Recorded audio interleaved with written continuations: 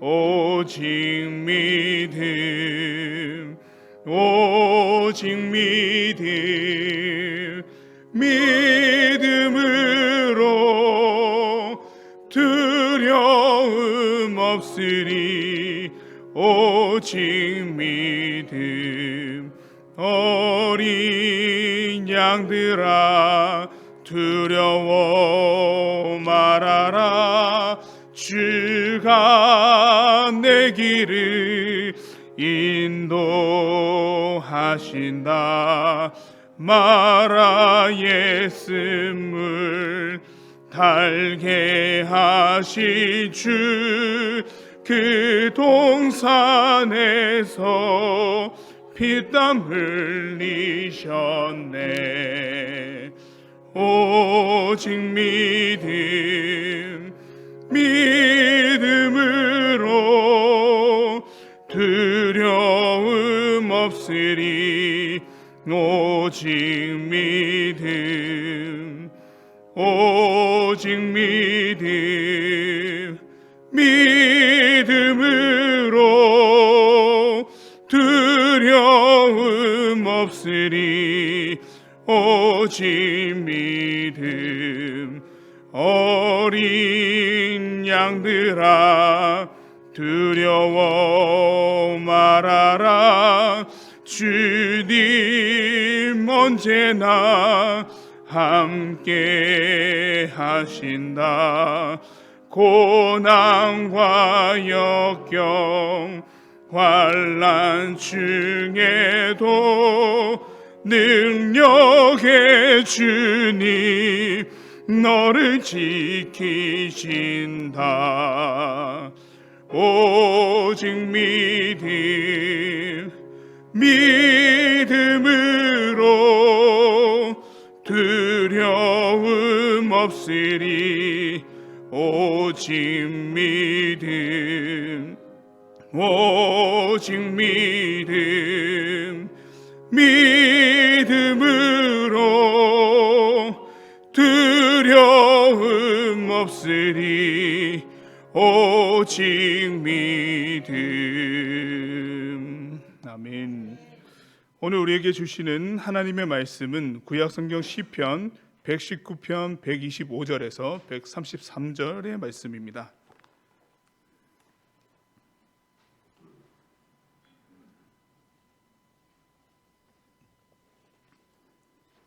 구약성경 시편 119편 125절에서 133절의 말씀입니다.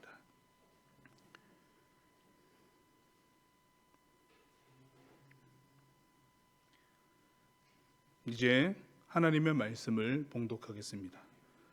나는 주의 종이오니 나를 깨닫게 하사 주의 증거들을 알게 하소서. 그들이 주의 법을 폐하여 싸우니 지금 여호와께서 일하실 때니이다. 그러므로 내가 주의 계명들을 금곧 순금보다 더 사랑하나이다. 그러므로 내가 범사의 모든 주의 법도들을 바르게 여기고 모든 거짓 행위를 미워하나이다. 주의 증거들은 놀라움으로 내 영혼이 이를 지키나이다. 주의 말씀을 열면 빛이 비치어 우둔한 사람들을 깨닫게 하나이다. 내가 주의 계명들을 사모함으로 내가 입을 열고 헐떡였나이다. 주의 이름을 사랑하는 자들에게 베푸시던 대로 내게 돌이키사 내게 은혜를 베푸소서. 나의 걸음을 주의 말씀에 굳게 세우시고 어떤 죄악도 나를 주관하지 못하게 하소서. 아멘.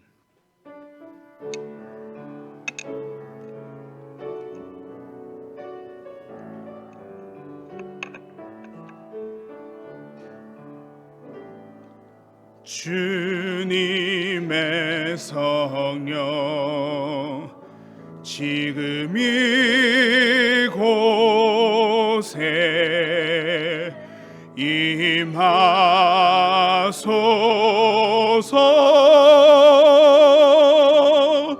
임하소서. 주님의 성령 지금 이곳에 임하소서.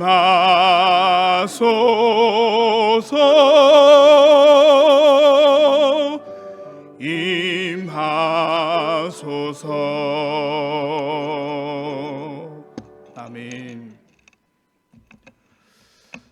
오늘 말씀은 나를 주관하소서라는 제하의 말씀으로 하나님의 은혜를 나누도록 하겠습니다. 창조의 때에 영원하시고 충만하신 하나님께서는 세상을 만드셨습니다. 그 창조의 역사에는 하나님의 자기 비움이라는 스스로 그 충만하심을 뒤로 미루시고 사람들이 살 수 있는 시간과 공간을 만드셨습니다. 신비로운 은혜로서 우리들에게 그 창조의 역사가 일어났습니다. 그리고 우리에게 동시에 주어진 것은 자유의지라는 것이 주어졌습니다. 모든 순간에도 의사를 결정할 상황에 놓이게 하셨는데 이것의 긴장감을 창세기 2장에서 다음과 같이 기록하고 있습니다. 창세기 2장 7절에서 9절 그리고 16절에서 17절의 말씀인데요. 제가 읽겠습니다. 여호와 하나님이 땅에 흙으로 사람을 지으시고 생기를 그 코에 불어넣으시니 사람이 생명이 되니라. 여호와 하나님이 동방의 에단의 동산을 창설하시고 그 지으신 사람을 거기 두시니라. 여호와 하나님이 그 땅에서 보기에 아름답고 먹기에 좋은 나무가 나게 하시니 동산 가운데에는 생명나무와 선악을 알게 하는 나무도 있더라. 여호와 하나님이 그 사람에게 명하여 이르시되 동산 각종 나무의 열매는 내가 임의로 먹되 선악을 알게 하는 나무의 열매는 먹지 말라. 내가 먹는 날에는 반드시 죽으리라 하시니라. 아멘. 자유의지를 주셨고 그 자유의지를 어떻게 사용할지에 대한 긴장감을 에덴 동산에서부터 하나님께서는 우리들에게 보여주셨고 그 상황을 놓이게 하셨습니다. 보기에도 좋고 먹기에도 좋은 나무가 있는 반면에 생명나무와 선악을 알게 하는 나무라는 특정한 이름이 지어진 나무도 있었습니다. 모든 나무는 다 먹기에 좋았습니다. 다른 모든 것들은 인간의 결정에 따라 마음대로 먹을 수 있었으나 우리가 아는 것처럼 선악을 알게 하는 나무의 실과 열매는 자유로운 결정에 따라서 먹을 수가 없었고 하나님께서 유일하게 금지하신 것이죠. 인간의 결정으로 행할 것이 아니다라고 하는 것을 오직 그 선악을 알게 하는 나무 실과에만 적용을 하셨습니다. 다른 것은 다 먹대요. 그런데 그것을 어기게 되었습니다.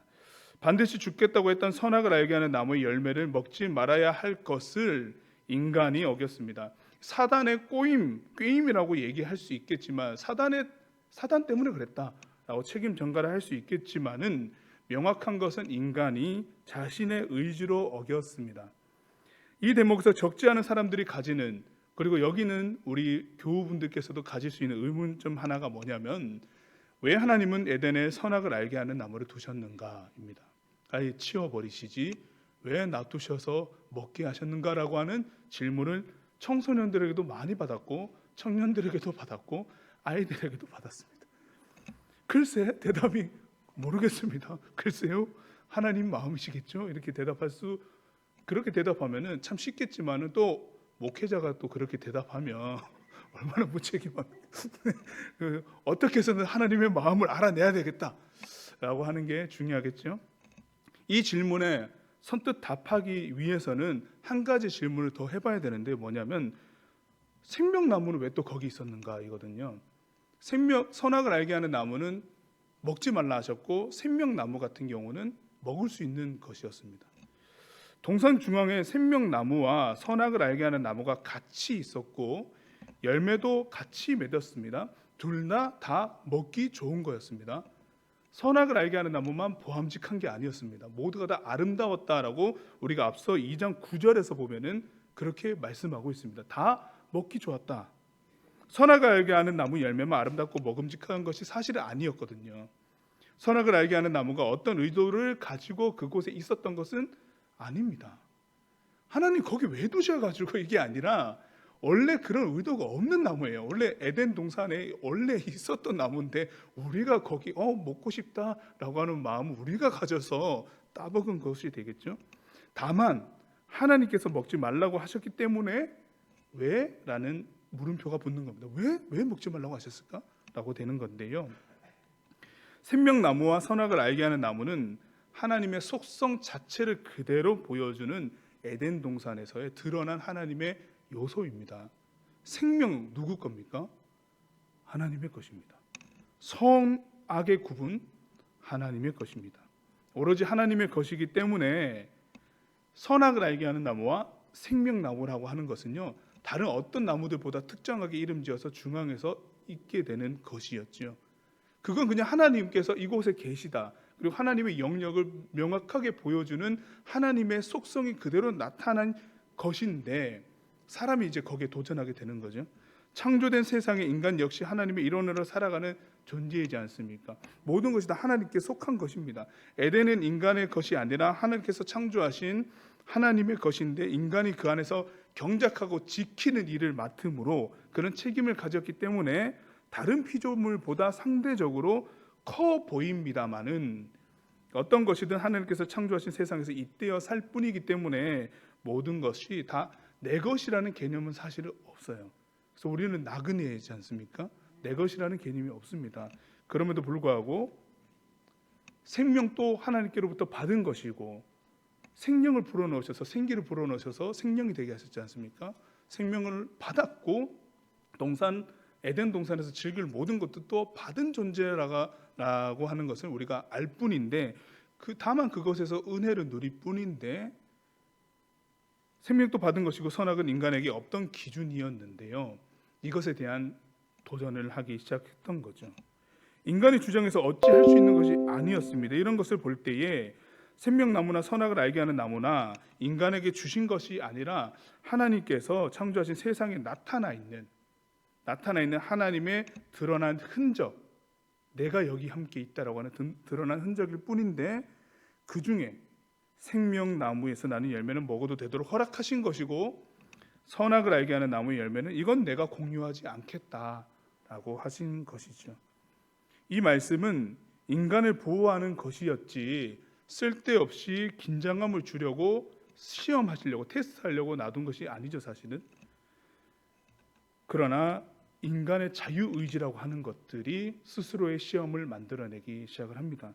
거기에서 중간에 사단의 꼬임이 들어오게 되는데, 그 속에서 말씀을 지켜내지 아니하는 자유의지의 올바른 결정을 하지 못한 인간의 절제함이 없는 그 모습들이 드러났다라고 하는 겁니다. 그래서 원인 제공을 하나님께서 하신 것이 아니라 우리에게 주어진 자유의지를 잘못 사용한 인간에게 죄가 있는 겁니다. 그 이후에 인간의 자유의지는 걷잡을 수 없이 통제되지 않지요. 살인이 일어나고 죄의 역사들이 계속 반복되고 쌓여져 갑니다. 이제는 우리의 많은 기록들을 보아도 알 수 있습니다. 우리가 잘 아는 고백록을 쓴 어거스틴, 이 어거스틴이 쓴 책은 고백록뿐만 아니라 자유의지론이라고 하는 책도 있거든요. 이 자유의지에 대해서 기록한 책이 있는데 굉장히 어려운 책이기도 합니다. 인간에게 주어진 자유의지는 선하지도 악하지도 않은 중간선이나 정욕으로 인해 타락하여 욕정의 노예가 되어버렸다고 기록하고 있습니다. 그래서 인간의 자유의지가 올바르게 작동하려면 우리에게는 무조건 하나님의 은혜가 필요하다라고 이렇게 얘기를 했습니다. 어거스틴의 말에 따르면 인간은 하나님의 은혜가 아니고서는 그 자유의지를 제대로 사용할 수 없기에 하나님의 은혜를 구해야 하는 존재다, 즉 하나님의 인도하심을 받아야 하는 존재다라고 하는 것을 고백하고 있습니다. 예전에는 아주 고차원적이고 어려웠던 학문을 여러 특별하고도 우수한 훌륭한 학자들이 본인들의 어떤 영역으로 사유했지만은, 현재 우리들은 그 어려웠던 학문들을 습득하는 나이가 점차 낮아져 갔습니다. 왜냐하면 정보가 워낙 많이 돌고 있기 때문에 스마트폰 하나 들고도 뚝뚝뚝뚝 누르면 원하는 정보를 얻을 수가 있죠. 그러다 보니 시대 상황에 일어나는 여러 가지 현상들에 대한 정보들을 많이 알고 있습니다. 많이 알고 있고, 여러 학자들만 공유하고 있던 것들이 이제는 일반적으로 다 쭉 퍼져 있잖아요. 그러다 보니까 사람들이 궁금했어요. 그러면 현생 인류, 그러니까 지금 살고 있는 우리들, 2000년 전에 있었던 사람들보다는 더 똑똑한 것은 아닌가라고 하는 질문을 던져봤는데요, 대개의 뇌과학자들은 아니다라고 대답합니다. 현대에는 다만 지식의 습득이 더 용이하고 효율적이기 때문에 빠르게 알게 된 점이, 누가 딱 보기에는 많이 알고 있구나라고 얘기할 수 있겠지만은 깊이 있는 사고 작용을 못한다는 거예요. 너무 쉽게 받은 정보가 마치 깊지도 않고 아주 얕은 지식과 두루 편만하게 퍼져 있는 지식들은 있으나 그 현상과 일어나는 일들에 대한 이 깊이 있는 생각들을 못한다라고 하는 거죠. 그렇다 보니까 지금의 많은 정보를 갖고 있는 인류가 이전에 있었던 그 고대의 사람들보다 똑똑하다라고 이렇게 바로 연결해서 말하기에는 아주 잘못된 접근이다라고 하는 것을 말을 하는데요. 이것은 무엇을 뜻하냐면은 사람이 여러 가지 많은 것을 듣고 안다고 하는 것이 중요한 것이 아니라 내가 보고 있고 누리고 있고 경험한 것을 얼마나 깊이 있게 볼 수 있는가, 그리고 그 깊이 속에서 이것이 왜 존재하는가에 대한 물음을 해낼 수 있는, 그 물음을 할 수 있는 것이 매우 중요하다라고 하는 겁니다. 지금 시대가 변할수록 철학자들이 줄어들죠. 지금 현재 신학자들도 그렇고요, 철학자들도 그렇고, 그들이 하고 있는 이야기들은 아주 예전에 고대의 사람들이 계속 사고하고 철학했고 신학했던 것에 현재 일어나고 있는 문화적 요소들을 대입을 해가지고 다시 재창조를 해내고 있지만은 원론적인 부분은 예전의 철학자들이 깊이 있게 해낸 이야기들의 가지치기가 거의 대부분이거든요. 그 중에 이제 한 명 한 명씩 등장하는 사람들이 있겠지만은 대부분이 그렇습니다. 지금의 철학들도 예전에 있던 철학들입니다. 깊이 있는 사고가 안 돼요. 말씀을 들을 때도 말씀이 얼마나 많이 우리들에게 퍼져 있습니까? 유튜브만 보아도 누구 탁탁 치면은 아주 말씀을 잘 들을 수 있습니다. 많이 들을 수 있습니다. 심지어 많이 듣고 많이 즐길 수 있음에도 불구하고 그 말씀 한 자락 이해하고 깊이 있게 쭉 들어가는 데 있어서는 왜 이렇게 부족할까라고 하는 이런 생각이 안 들 수가 없는 현실이죠. 그렇게 보면은 말씀을 많이 들었다고 해가지고도 하나님의 마음을 그렇게 아는 것은 또 아니구나. 중요한 건 그 안에 깊이 있는 하나님의 마음, 내가 그 말씀 안에 깊이 뛰어들어서 이 말씀이 무슨 말씀을 하고 있는가라고 하는 질문을 해댈 수 있는, 이것이 중요하다라고 하는 겁니다. 사회에서 어떤 능력과 기능으로 살 것인가, 대개 이런 부분에 대해서 많은 고심을 하겠지만은 이것을 좀 더 근원적인 질문으로 접근해 보면 앞서 말씀드린 것처럼 나는 이 세상에서 어떤 존재로 서 있을 것인가에 대한 우리의 근원적인 질문이 아주 많다라고 하는 거죠. 생각을 해야 된다라고 하는 겁니다. 생각을 하고 고심해야 된다라고 하는 건데요. 17세기에 프랑스 태생의 과학자이면서도 철학자인 블레즈 파스칼이라고 하는 사람이 있습니다. 이 파스칼의 저서 중에 아주 유명한 게 팡세라고 하는 책이 있는데, 이 작품에서 아주 중요한 파스칼이 명제를 하나 냈는데, 그게 뭐냐면 인간은 생각하는 갈대다라는 이런 아주 유명한 명제를 내었습니다. 그 구절 하나를 제가 가져왔는데요. 인간은 한 개의 갈대에 지나지 않는다. 자연 중에서 가장 약한 존재이다. 그러나 그것은 생각하는 갈대다. 그를 분쇄하는 데는 전 우주를 무장할 필요가 없다. 한 줄기의 증기, 한 방울의 물을 가지고도 넉넉히 그를 죽일 수 있다. 그러나 우주가 그를 분쇄하는 경우에 있어서도 인간은 그를 죽이는 자보다 한층 더 고귀할 것이다. 그것은 자기가 죽는다는 것과 우주가 자기보다 우월하다는 것을 알고 있지만 우주는 그런 것을 전혀 모르고 있기 때문이다. 생각할 수 있다라고 하는 겁니다. 저 큰 힘이 센 바위라고 할지라도 아주 단단하고 강한 힘이 있어도 자신이 강하다는 것을 바위는 알까요? 모릅니다. 자연의 어떤 현상과 피조된 것들이 아무리 찬란하다고 한들 그것들은 그 찬란함을 모릅니다. 오직 아는 것은 누구입니까? 인간밖에 없어요. 오직 인간만이 그 강함을 알고 그 찬란함을 압니다.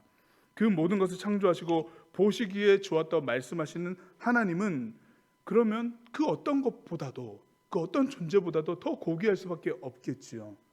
보시고 좋다고 말할 수 있는 하나님께서는 인간이 느끼는 그 어떤 조언보다도 더 뛰어나신 분이시기 때문에 하나님은 그 어떤 생명보다 고귀하시다라고 하는 논리적인 판단이 나올 수밖에 없는데, 인간이 소중하다, 인간이 아주 고귀하다라고 할 때는 생각할 수 있기 때문이다라고 하는 겁니다. 하나님께서 인간에게 이 생각할 수 있는 능력을 주신 거예요. 자유의지를 주셨습니다. 이걸 통해서 뭘 하라라고 하는 거냐면 하나님을 이 창조 세계 안에서 계속 발견해내고 계속 생각해내고 하나님의 역사가 어디에서 일어나고 있는지를 보게 하시고 고심하게 하는 하나님의 놀라우신 섭리함이 있다라고 하는 건데요. 이런 것을 우리가 좀 전제를 하고 시편 오늘의 본문 말씀을 좀 볼 필요가 있습니다. 시편 119편 125절 오늘 본문의 첫 번째 절인데요. 함께 읽겠습니다. 나는 주의 종이오니 나를 깨닫게 하사 주의 증거들을 알게 하소서. 아멘. 깨닫게 하사라고 하는 말은 이 히브리어 하비데니라고 하는 말에서 나오는 건데요. 단순히 지적인 이해와 그 정도 알만하다라고 하는 것을 그치는 것이 아니라 바르게 분별하여서 삶으로 나타나는 것까지를 의미합니다. 깨닫게 하사라고 하는 것은 좋은 의미다라고 하는 것으로 그치는 게 아니라 이게 좋다라고 하는 것이 내 삶으로 실천될 수 있게까지의 깨달음, 주의 증거들을 깨닫게 하사라고 하는 고백을 하고 있고요. 이후에 연결되는 게 알게 하소서, 주의 증거들을 알게 하소서라고 되어 있을 때 이 알게 하소서라고 하는 것은 웨어데아라고 하는 히브리어를 쓰고 있습니다. 우리 야다으라고 하는 이 히브리어 많이 들어보셨죠? 흔히 야다라고 이렇게 얘기를 하는데 이해하다, 직접 보아서 안다라고 하는 뜻을 갖고 있지만은 사실 좀 더 자극적인 뜻이 있어요. 뭐냐면은 병사가 창칼이 오가는 전쟁터에서 피 튀기는 그 현장에 자기가 있는 거죠. 그 전쟁의 참혹함이라고 하는 것을 보고 아주 살벌함을 피부로 느끼는 것처럼 안다라고 하는 것처럼 이 야다으, 알게 하소서라고 하는 뜻은요 바로 그겁니다. 그것을 내 피부에 아주 소름 돋듯이 알게끔, 아주 가깝게 알게끔, 내가 정말 목도에서 내 삶에 일어났던 그 어떠한 순간처럼 알게끔 주의 증거들을 그렇게 알게 해주십시오라고 이렇게 고백하는 거거든요. 굉장한 진지함과 진중함과 간절함이 표현된 문장입니다. 하나님의 말씀을 그저 그냥 율법의 한 자락을 내가 알게 하시고 교훈을 듣게 해주셔서 알게 해주십시오가 아니라 그것이 아예 나에게 순종이 되고 습관화되어서 내 삶을 바꿔나가는, 아예 내가 주의 증거들로서 삶을 살아가도록 아예 나를 그렇게 만들어주세요라고 하는 고백을 하고 있습니다. 시인의 간구가 아주 호소력이 짙죠. 하나님께 아주 삶을 내어놓고 아주 고백하고 있는 장면 아닙니까? 이도 그럴 것이요. 이 시인의 접한 상황이라고 하는 것이 다음 구절을 보면은 굉장히 어려운 상황을 맞이하고 있구나라고 하는 것을 알 수가 있는데요. 오늘 본문의 126절 3방절에 한번 보시면은 그들이 주의 법을 폐하여 싸우니라고 하는 상황이 나와 있습니다. 폐하였다, 헤페루라고 하는 뜻인데요. 이것은 하나님의 법을 아예 모르고 하나님을 대적하는 악인들이 득실득실하다라고 하는 뜻이거든요. 거기에 이제 쌓여 있습니다. 하나님께 도전하는 무리들이 이 시인의 주변에 아주 가득하다라고 하는 건데요. 그들이 주의 법을 폐하였습니다. 제가 이 상황에 있습니다. 어떻게 해야 됩니까? 이런 고백하고 있는 겁니다. 하반절 한번 볼게요. 지금은 그래서 여호와께서 일하실 때입니다. 아멘. 하나님의 적극적인 개입을 요청하죠. 나를 아주 그냥 하나님의 말씀인데 피부와 같이 닿게 만드셔서 하나님을 대적하는 이 무리들 속에서 하나님의 일하심을 보고서 그 하나님의 일하심에 동참할 수 있게끔 하나님께서 일하실 때입니다라는 고백을 하고 있습니다. 얼마나 이 표현이 더 간절한지 131절을 한번 보시죠. 131절 함께 읽겠습니다. 내가 주의 계명들을 사모함으로 내가 입을 열고 헐떡였나이다. 헐떡이다. 이건 이 히브리어 사용법에 보면은 미완료 연장형이라고 하는 것이 있거든요. 끝나지 않는 거예요. 이게 헐떡이는 것이요. 그냥 덥다, 아이고 덥다, 물 마시면 해갈 돼, 이게 아니고요. 계속 헐떡이는 겁니다. 끝나지 않게 헐떡이는 거. 그러니까 내가 주의 계명을 사모하는 이것을 절대 끊지 않고 끊이지 않고 계속 간구하겠습니다. 갈구하겠습니다. 내가 그것이 아니면은 살 수 없을 것 같으니까 계속 헐떡인다는 표현을 씁니다. 끝나지 않은 헐떡임. 하나님의 말씀으로 나를 이끌어 달라는 간구를 끊임없이 하겠습니다 라는 뜻이거든요. 강한 의지입니다. 하나님의 말씀에 정면으로 도전하고 패하는 악한 세대에서 나는 하나님의 말씀대로 살겠다라고 하는 발버둥치는 시인의 모습이 이 말씀 속에 고스란히 드러납니다. 매우 큰 울림이 아닐 수 없는데요, 시인의 간구는 여기서 끝난 게 아니에요. 갈수록 더 극에 달하는데 하나님께서 하나님께 아예 자기 자신을 맡겨버립니다. 계속 헐떡이겠습니다. 하나님은 그렇게 피부와 같이, 이렇게 살결과 같이 알게 해주십시오라고 고백하면서 끝내는, 아예 그냥 자신을 하나님께 던져버리는 시인의 고백이 나오거든요. 133절입니다. 우리 함께 읽겠습니다. 나의 발걸음을 주의 말씀에 굳게 세우시고 어떤 죄악도 나를 주관하지 못하게 하소서. 아멘. 어떤 죄악도 나를 주관하지 못하게 하소서라고 하는 말은 반대로 어떤 죄악이 나에게 틈탈 수 없게 하나님께서 나를 주관해 달라는 표현이 됩니다. 자신의 발걸음 하나님께 이끄시는 대로 가도록 해 달라는 겁니다.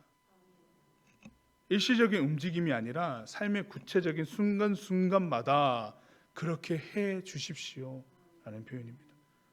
얼마나 세대의 악함이 진절머리가 났으면은 한순간이라도 다른 발걸음을 내디뎠다가는 이게 주의 말씀을 피하는 사람들에게 나도 흡수될 것 같으니까 나에게 설득할 수 있는 모든 것들도 아주 기민하게 하나님의 말씀에 반응하게끔 하시면서도 하나님, 차라리 주님께 나를 맡겨버립니다 라고 이렇게 고백하는 거거든요.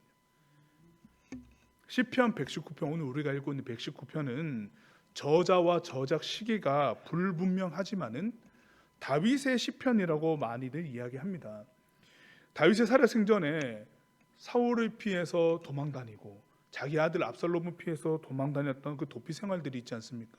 스스로가 저지른 죄 때문에 당한 고난도 있었을 것이고 자기는 아무 잘못도 없는데 자기가 맞아들이게 되는 우겨 쌈을 당하는 상황들 속에 이리저리 쫓겨다녔던 사람이었죠.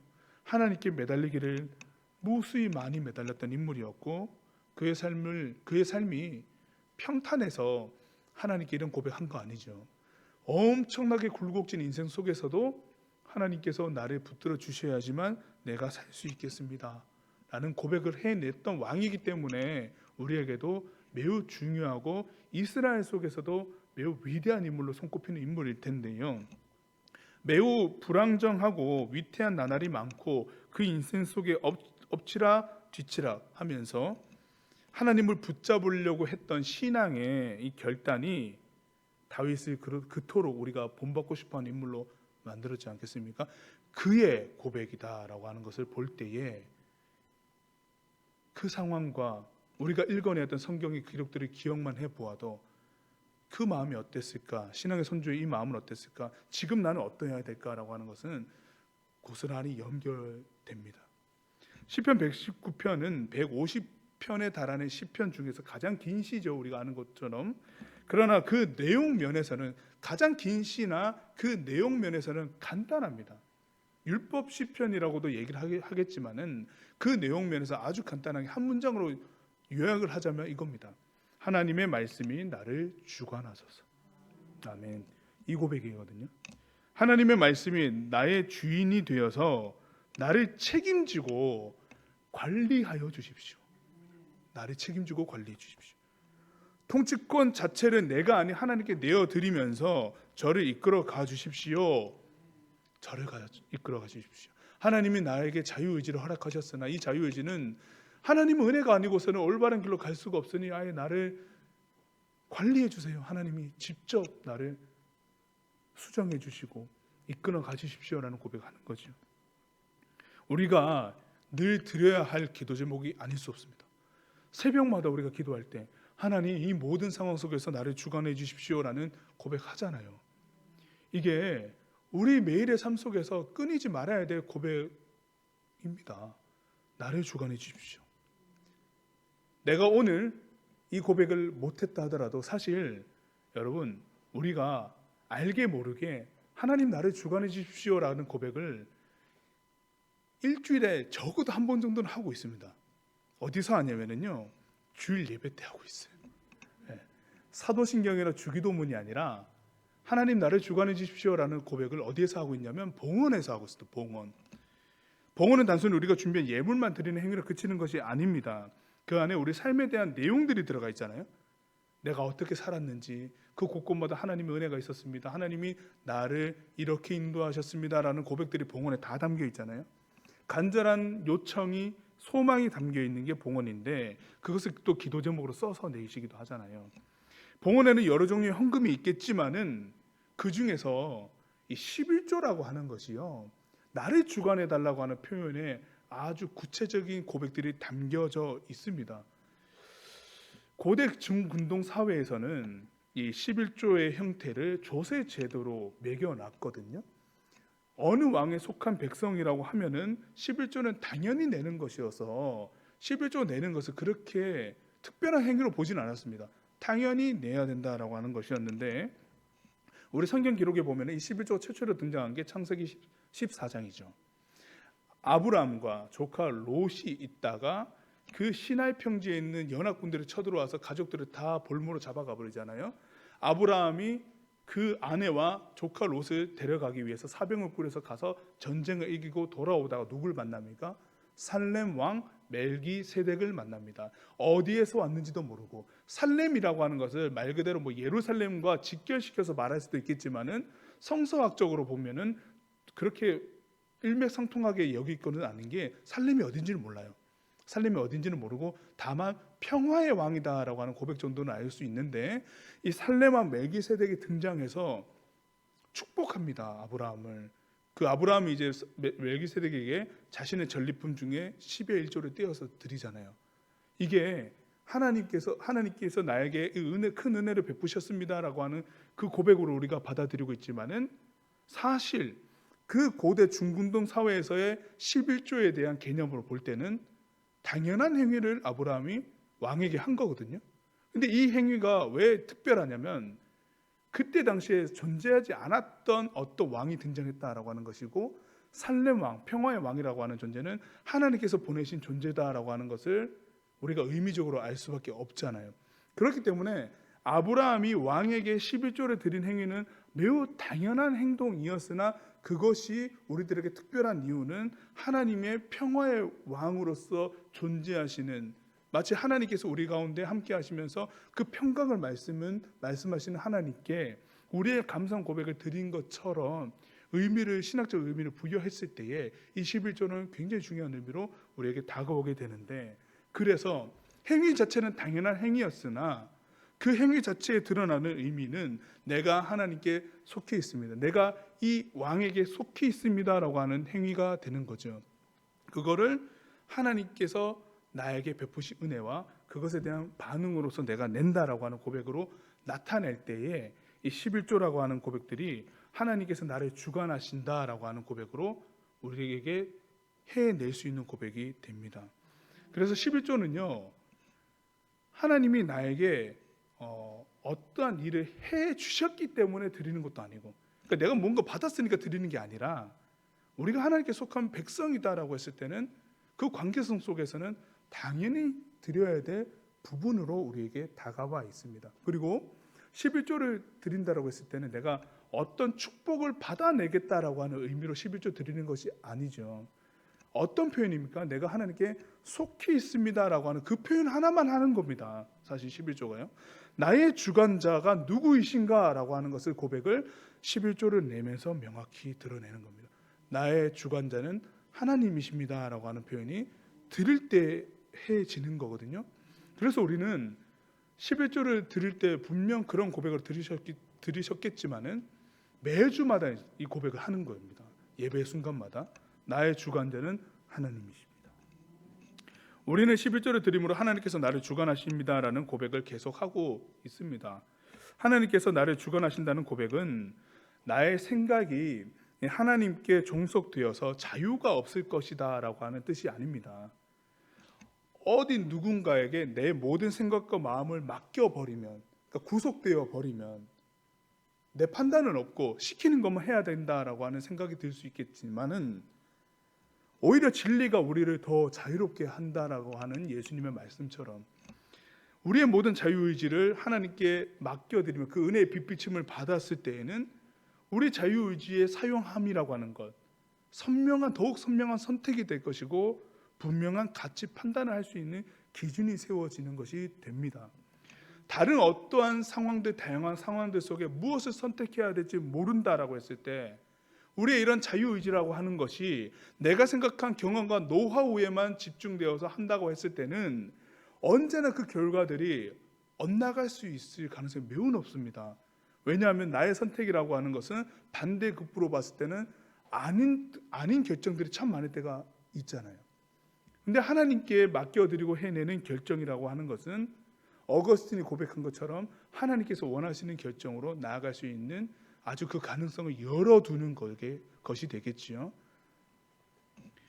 우리의 자유의지를 올바른 실현을 위해서는 하나님의 은혜로 이루어져야 한다고 고백했던 어거스틴의 말처럼 하나님께서 나를 주관하여 주심은 우리의 자유의지가 절대 훼손되는 것이 아닙니다. 그러니까 어떤 사람이 나 위에 군림하여 가지고 내 뜻대로 해 이렇게 하는 것이 아니라 하나님께서 원래 우리들에게 주셨던 자유의지대로 하나님의 은혜를 선택할 수 있는 정죄되고 죄 씻음 바 된 욕정이 아니라 하나님이 원하시고자 하는 것이 무엇인가를 밝히 보려고 하는 그 선택과 그 생각의 방향을 하나님의 은혜에 맡겨드려야지만 그 선택을 해나갈 수 있다라고 하는 겁니다. 아니고서는 내 안에 들어가는 잡념과 생각들이 자꾸만 이 자유의지라고 하는 것을 반향을 수정해 가니까 우리의 선택의 결과는 파괴가 될 수 있는 일들이 많이 일어나게 되잖아요.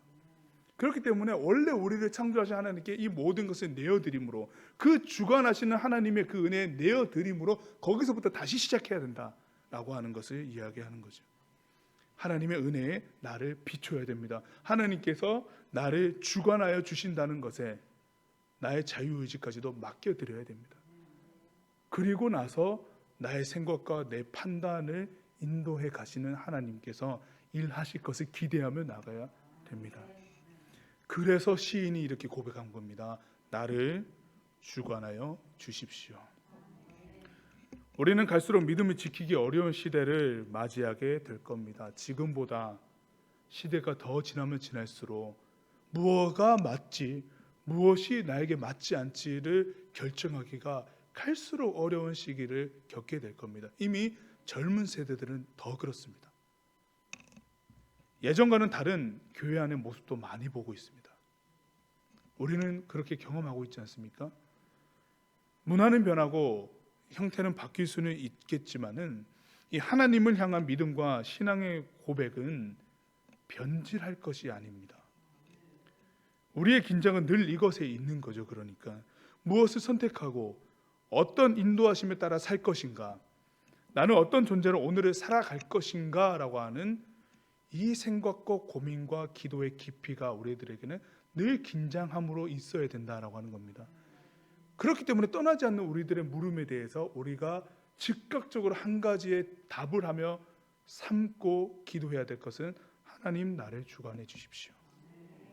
이 모든 긴장감 속에서도 나를 주관해 주셔서 이 모든 우리에게 허락된 자유의지도 하나님의 은혜 안에서 사용할 수 있도록 나를 인도해 주십시오라는 고백을 우리가 해내야 된다라고 하는 것이죠. 하나님 나를 주관하소서. 하나님 나를 주관하소서. 하나님 십자수 공동체를 주관하여 주옵소서. 아멘. 우리 시간 함께 말씀을 기억하면서 좀 기도했으면 좋겠는데요. 우리가 처한 현실에 무엇을 생각하고 판단할 것인지는 하나님의 주관하심에 맡겨드려야 합니다. 우리 공동체의 일과 우리 개인의 일을 놓고 하나님의 주관하심에 내어드리는 기도를 우리가 드려야겠습니다. 각 사건과 상황들이 있습니다. 그리고 일의 방향 등이 있는데요. 하나님, 우리 공동체와 나의 모든 일 가운데 주관하셔서 우리를 인도하여 주십시오 라고 우리가 생각나는 모든 것들이 이 시간 좀 기도해야 되겠습니다. 그리고 한 가지 더 기도해 주실 것은 우리 219역에 계시는 김호철 집사님, 열은 내리시고 몸은 약간 괜찮아지셨지만은 온몸에 피멍이 그대로 있고요. 폐렴 증세가 심하십니다. 아직 산소호흡기를 끼고 계신데요. 회복을 위하여서 우리 함께 기도하도록 하겠습니다. 두 가지 기도 제목 놓고 함께 이 시간 기도하겠습니다. 아버지 하나님, 우리에게 모든 순간들과 사건과 상황들이 있고 우리가 걸어가야 될 모든 방향들이 있습니다. 아버지 하나님, 우리가 생각하는 모든 것들이 각자의 판단과 각자의 오름에 따라서 해나갈 수 있지만 하나님, 우리는 이 말씀에 따라 생각할 때 그렇지 아니하고자 합니다. 아버지 하나님, 우리는 그렇게 하지 않고 우리가 생각할 수 있는 그 자유로운 의지와 생각들도 하나님 주관하여 주십시오 고백하며 주께 맡겨드립니다. 하나님의 은혜와 그 빛비침을 통하여서 나아가야지만은 하나님께 온전한 판단과 온전한 신앙 고백을 통하여 나아갈 수 있음을 고백하오니 아버지 하나님, 나를 주관하여 주옵소서. 주의 율례와 법도와 그 증거들을 아버지 하나님 피부로 느끼듯이 아주 그렇게 명확히 알 수 있게 도와주시고 우리의 존재의 고백을 가지고 주님 앞에 섭니다. 하나님 아버지, 그것이 단순히 내가 이전에 들었던 어떠한 말로서 판단되고 이해되는 것이 아니라 오늘 이 시간 내가 나아가야 될 모든 순간들마다 내 모든 상황을 이끄시고 가까이 나를 인도하여 주시는 그 하나님께 내어드리며 이 모든 일들을 하나님께 맡겨드립니다.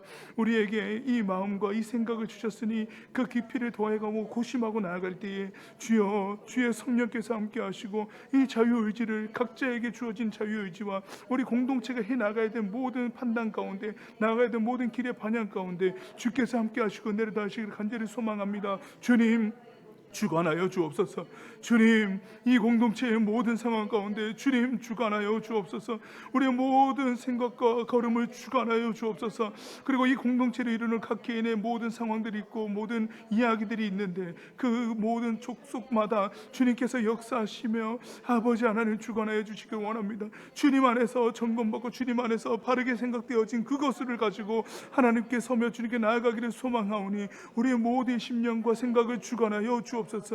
아버지 하나님, 우리 김모철 집사님 코로나 후유증으로 온몸에 피멍이 들고 폐렴 증세가 심합니다. 호흡기 질환이 원래 있던 분이었으나 아버지 하나님, 그 후유증에서 쉬 놓이지 못하고 있사오니 아버지 하나님, 끼고 있는 산소 호흡기를 얼른 떼게 하시고 바른 생각과 그리고 건강한 몸을 가지고 이후의 신앙생활을 주님 안에서 아름답게 해나갈 수 있도록 우리 집사님 가운데 주님 큰 은혜를 더하시고 치유하여 주옵소서. 주께서 은혜를 더하시며 인도하시고 하나님께 나아갈 수 있는 걸음들이 주관하셔서 아버지 하나님께 온전히 설 수 있는 집사님으로서 주님 인도하여 주옵소서. 주여, 아버지 하나님, 우리들이 온전히 주만 바라고 나아갑니다. 우리가 속한 모든 상황들 가운데 주님을 바라보고 나아가오니 아버지 하나님, 우리를 인도하시며 주관하여 주옵소서.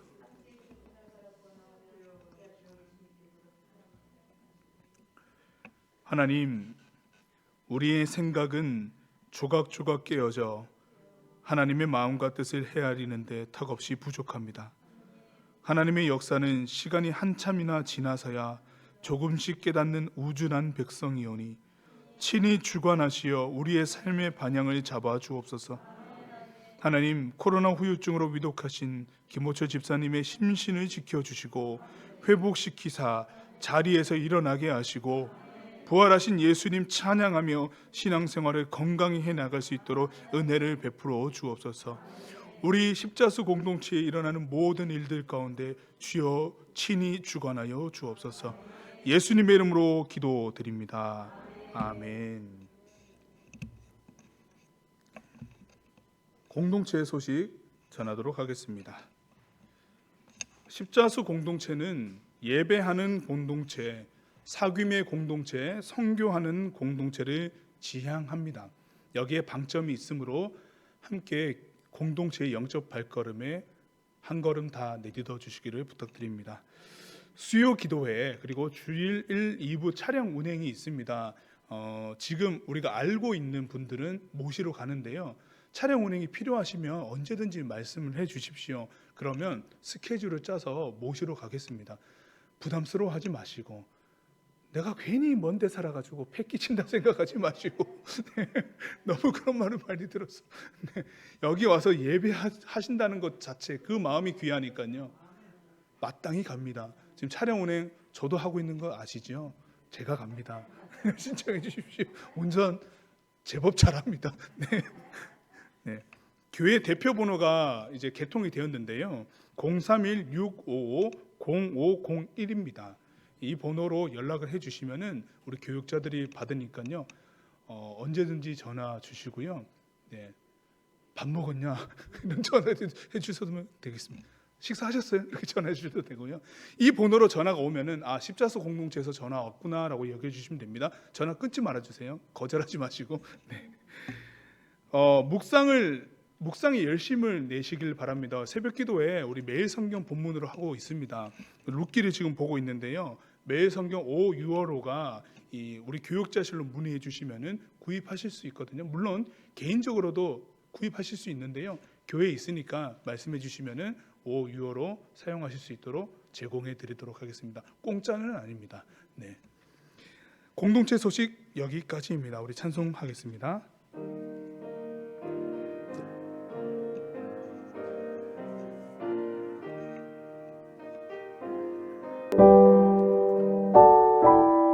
내 맘에 주여 소망 되소서. 주 없이 모든 일 헛되어라. 밤에나 낮에나 주님 생각, 잘 때나 깰 때 함께 하소서. 지혜의 주여 말씀으로써 언제나 내 안에 계십소서. 주는 내 아버지 나는 아들, 주 안에 내가 늘 함께하네. 세상의 영광 난 보여도 언제나 주님은 나의 기여. 주님만 내 맘에 계시오니 영원한 주님 참 귀하셔라. 영원한 주님 내 승리의 주, 하늘의 기쁨을 주옵소서. 어떠한 고난이 닥쳐와도 만유의 주여 소망 되소서.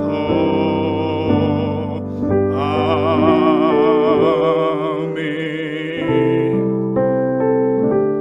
지금은 막힌 담을 어시고 길과 진리 되신 우리 주 예수 그리스도의 은혜와 그 다함없는 하나님의 사랑과 정의와 공의를 이루시는 성령님의 역사하심이 주여 우리를 주관하소서라고 고백하는 예배하는 십자수 공동체의 모든 교우들의 삶 가운데에 영원까지 함께 하옵시기를 간절히 축원하옵나이다.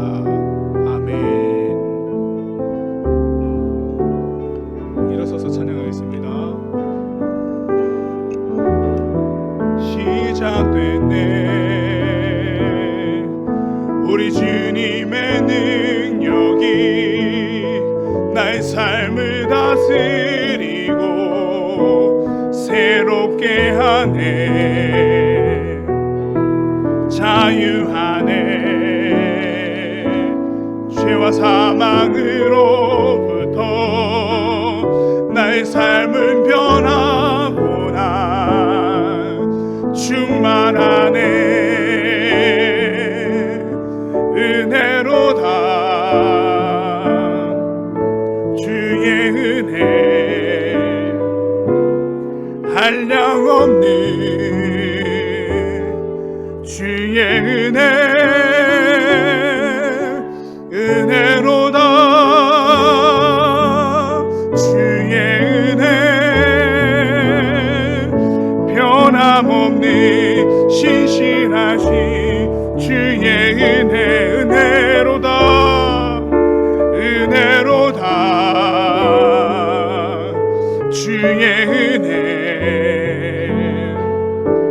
한량없는 주의 은혜로다.